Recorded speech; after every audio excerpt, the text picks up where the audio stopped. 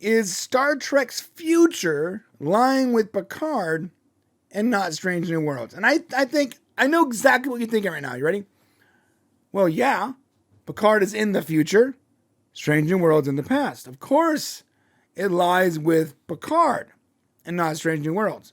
But the reception to Picard is going to determine whether or not they actually continue operating in the future versus picking random times in history to operate in. I mean, that's what they're doing, right? They just pick random shit stuff in. Let's do that. Maybe we'll do our academy and over here, and we'll do con and section 130. People like section 31, right? And, all right, let's do that.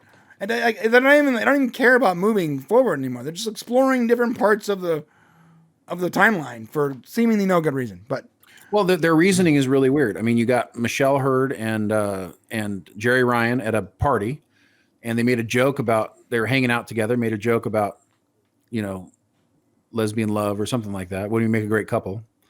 And then some writer or somebody at side of the show go, that's what we need to do.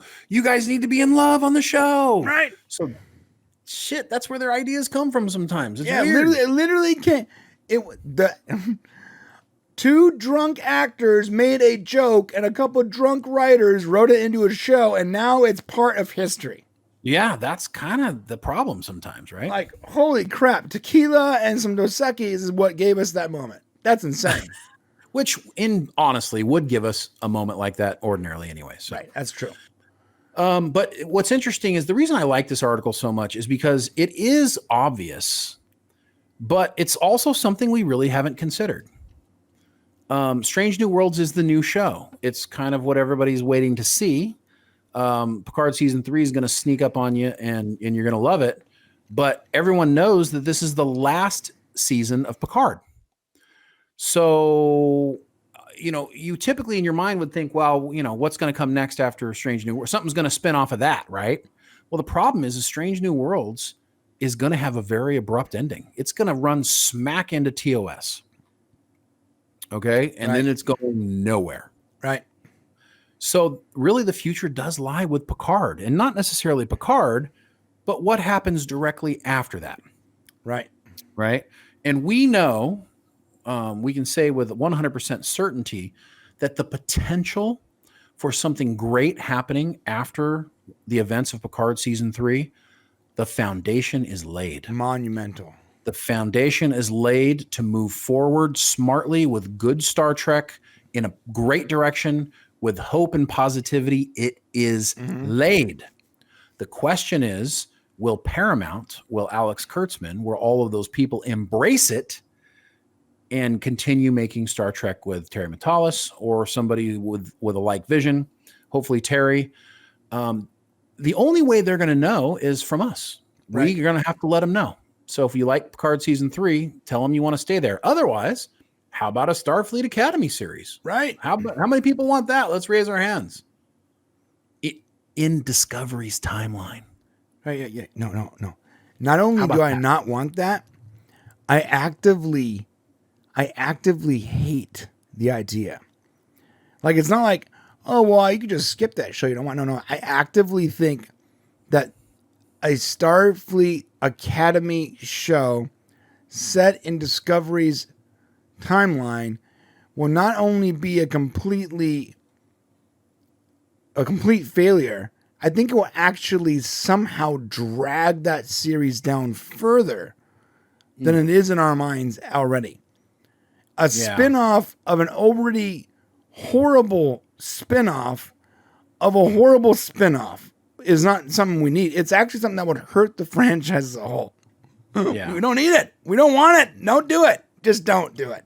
Yeah, I would argue in my opinion, they have nowhere else to go.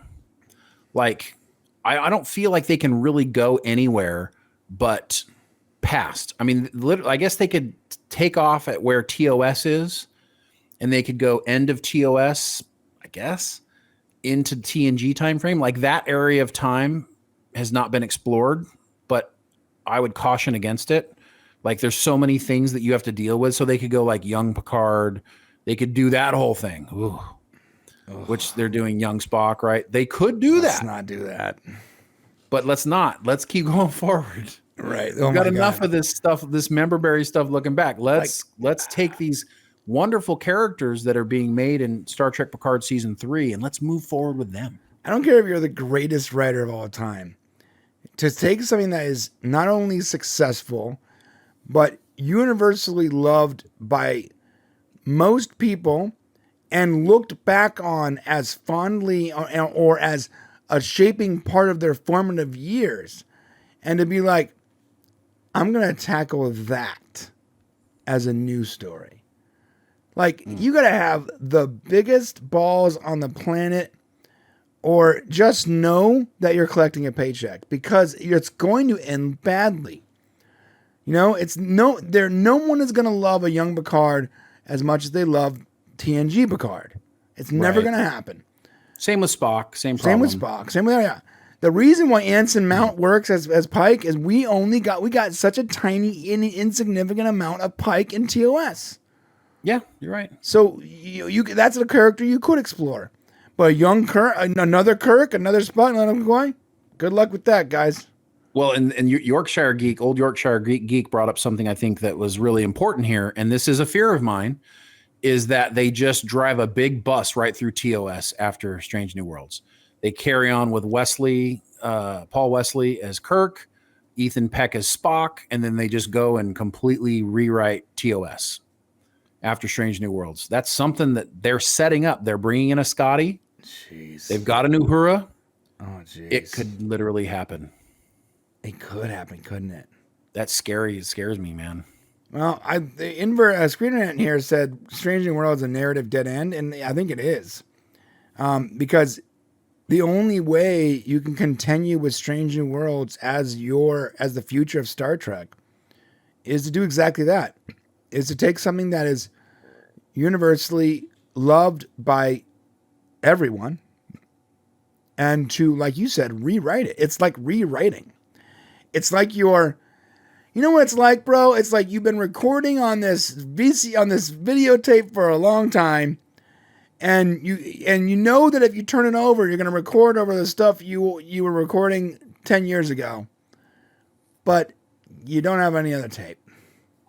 You're right. I think that's a good point. The only thing that would be interesting, and I'm not saying I want them to do this, but the only way that I might go, what, is if they episode by episode repeated TOS and just updated it for new acting, new situations, new graphics, new all that stuff with the same actors telling the same stories. I'd watch that. That would be interesting because most people haven't watched TOS. Well, yeah. So even if you haven't, that's a good point. Even if you saw every episode of TOS, most people haven't revisited it in 50 years, right? Like the last time I watched TOS, that had nothing to do with like a video we were making or whatever, like just casually, was when I was a child. Yeah, but you can't change any canon. Yeah. Okay, it's got to line up with what happened. Yeah, but can we skip the episodes that are just like ludicrous? Yeah, no Spock's brain. We can pass up on that. Skip Spock's brain for sure. Right. Skip that. Right. And so that way we can drive through TOS. Oh my God, dude, we only do like 8 episodes per season nowadays, and there was like 25 episodes. So instead do it over. Yeah, you're right. You could do it over. So you could do it over like 7 seasons, and you can literally skip all the episodes that people universally just don't like. Only do the best of, and you can still get 5 seasons out of it. Yeah, you could, exactly, because they only had 3, so you could just go and do that. I mean, as long as they didn't change any canon and it was like a reimagining of what already happened, then I would be interested in seeing that. The moment they ruin canon, though, then they would be over. So It would be a really weird thing to walk. I want to see Trouble with Tribbles, and then I want to see a DS9 remade the same way in that canon format, and I want and then when they go back in time, I want to see a reflection of a reflection of a reflection of a reflection. I want to see that. I want to see Mirror universe. Here we go. So let's get into some mirror universe stuff. Oh, right. I'm just saying, like, it would be an interesting concept. Like, I don't want them to do this. I really don't want you to. But if you felt like you had to and there was nowhere else to go, that's the only way I could see myself watching it. Right. I like that. Follow Barclay, designing new holo programs. Yeah, you can do all that.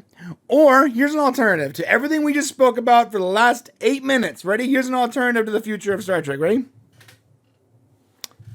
Continue forward in the future of Star Trek. Just continue from Picard's timeline. Stop with time travel. Don't go all the way to the future where it doesn't matter. Don't go back to the past and rewrite or other stuff. Just continue in the franchise you already have running right now. Just continue from that moment. Why the F is Prodigy 17 years behind Picard right now? I don't know. Why is it not happening at the same time of what's going on right now? That's a great question. Why isn't it? Why did they go backwards 70? Why? Why did they do that? Why? What's the purpose? Well, why would you do that? Maybe they didn't want Janeway to be so old that it wouldn't work. She's a holo program. Who cares? Well, no, we get Vice Admiral. Okay, that's true. Again, though, so maybe animated. That's part of it. Who cares? Animated.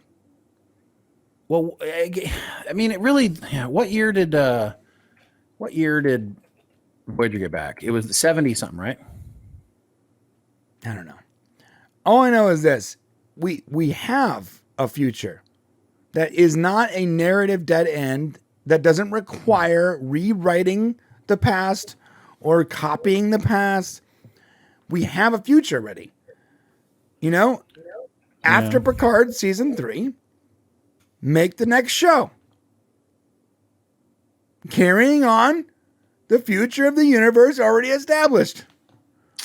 Maybe that's one reason why you and I like Picard season 3 so much, because it's the only thing actually continuing the story. Literally, that's a good point. Picard season 1 and 2 didn't really continue the story. It continued Picard's story a little bit in a weird, crappy way. But the only thing moving the universe forward in 30 years is what? Picard season 3. No, you're right. Since Voyager, the last episode of Voyager, the only actual forward momentum we've gotten in the Star Trek universe is Picard season 3. No, you're right. But looking at this, they had to do it this way. So Voyager got home in 2377.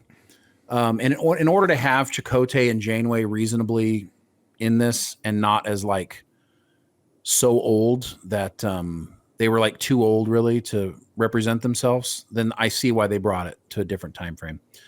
But and maybe I can forgive it for that reason, because I wouldn't be watching. I probably wouldn't be watching Prodigy if it wasn't for knowing that Janeway and Chakotay were there. So, yeah. All right. Well, that's it. So, what do you guys think? Do they just continue forward? I know you guys haven't seen season 3 yet, but do they continue forward from season 3? Like, let's say you didn't like it. Let's say you didn't even like season 3, which I doubt. But let's say you go, you know what? It wasn't my cup of tea. Do you still want them to continue forward in the timeline, like in a linear way?